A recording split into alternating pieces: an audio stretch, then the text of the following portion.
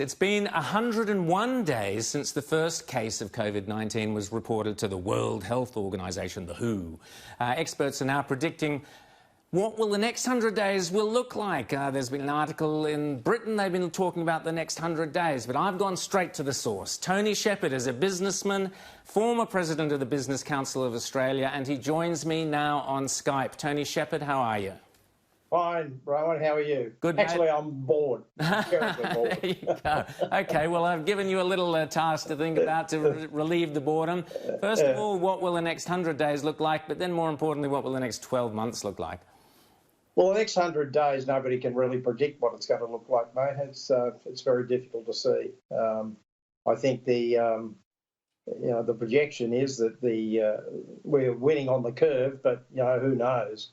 We're probably about a week away from knowing definitely. The CMO said about on the April 3rd, give me another 2 weeks. That's April the 17th.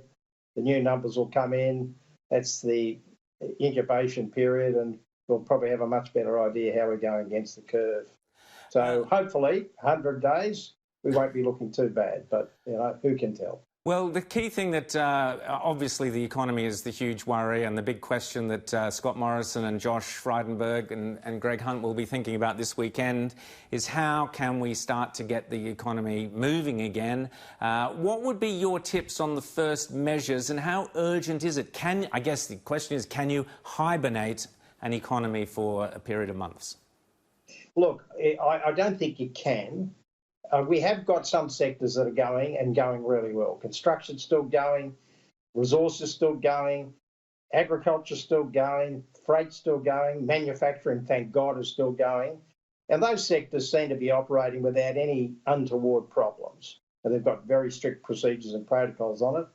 So we certainly wouldn't want to go any further in terms of shutdowns or hibernation. But there is no doubt those parts of the economy which are slowing down have slowed down dramatically.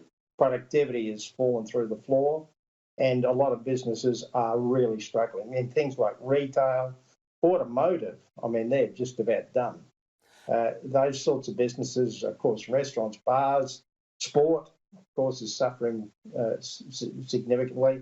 There's a lot of things that people... And I think just this working from home has had a big impact on our productivity, because you just aren't as effective working from home. You have to be with people. You can't do everything by Skype or by teleconference or what have you. So I think what we've got to do is we've got to watch the numbers, but progressively and safely and incrementally back off as we go, and just back off on one area or one sector. How does that go? Does it go all right? Okay, then let's take the next one. Watch the numbers, monitor carefully, test carefully. That's gone all right. Then we can relax a little bit further and so on. So it's an incremental and progressive thing, but certainly we don't need any more tightening. And we really, if we want to get the economy back running in a year's time, the earlier we can move, the better.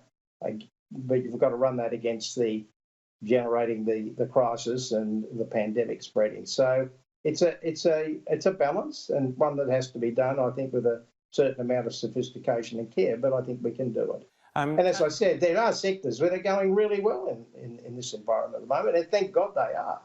When we talk about the figures being bandied around, $130 billion safety net, Annalise mentioned, if you extrapolate all the numbers that's been borrowed, etc., you end up at some people are saying you end up at $1 trillion debt or a $500 billion debt. This is really the mirror image of the virus. You get these extremely terrifying numbers, and you see them around the world with the virus. You see the deaths are horrific in New York, Italy, elsewhere. But when you look at the numbers we're talking about, Tony, the $130 billion, the $500 billion, can Australia afford that? Well, look, it's what it takes at the moment, I think, from the government's point of view, and I support them in that. But we could come out of this with a massive debt.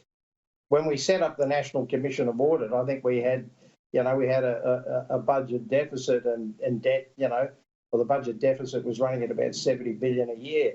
It looks like small change now, doesn't it? Yeah, exactly. And we had about 300 billion or 500 billion of net debt. So we're going to end up with a lot more than that.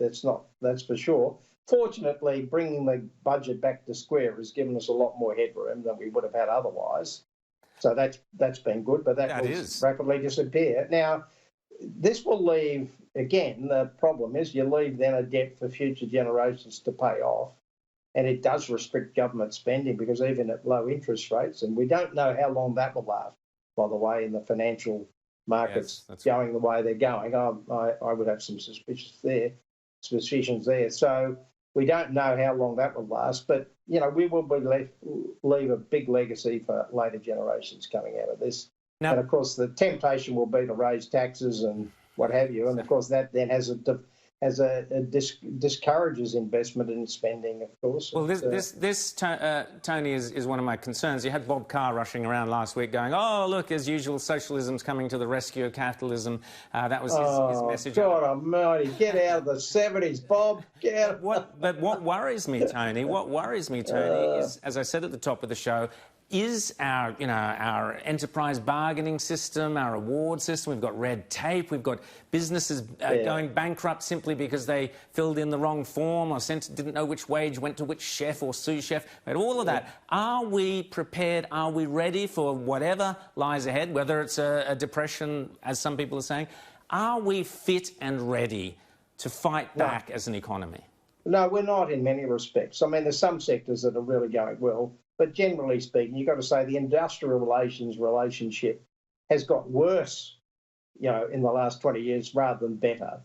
I mean, Hawke and Keating brought in this concept of having the awards as a safety net and EBAs as the means of setting up the employment arrangements between employers and employees.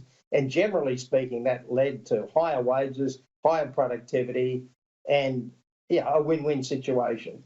In the last 20 years, we've shifted more and more back to awards, complex, inflexible, certainly do not take account of the individual situation of enterprises. And, of course, we've had a productivity loss, but we've also had virtually no increase in real wages because there's been no productivity gains. So, nobody's benefited out of this. Nobody's benefited. Just the industrial relations lawyers, I guess.